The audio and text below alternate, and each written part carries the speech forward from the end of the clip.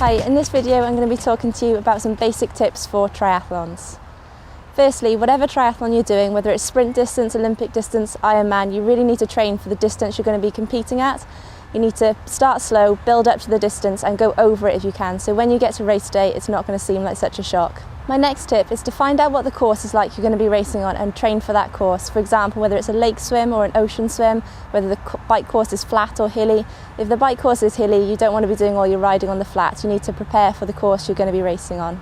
Another good tip is that you need to mix your training. You can't do all your training easy or all your training hard, so a mixture of easy aerobic training and harder interval training. You can refer to the training programs that we've provided. Another tip for people who are beginners at swimming is to get someone to look at your swim technique. It can be really hard if you've got the wrong technique to make improvements. Another session to incorporate into your triathlon training is a brick session.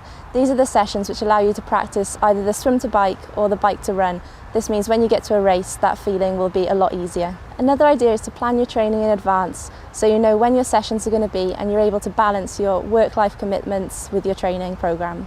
It's really important to make sure you keep rest days in your program. You don't want to get carried away and do too much. You need to keep a good balance with your work, your family and your training. It's really important in your work, family and training life. You need to balance everything, so it might be worth letting your loved ones know what your goals are, what your aims are and why you are committing so much time and energy to achieving what you want in your training. One thing to remember at triathlon is that you need a lot of equipment.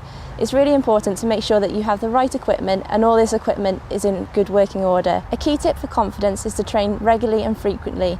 The more you do this and the more good sessions you have, the more motivated you'll be and committed to achieving your goals.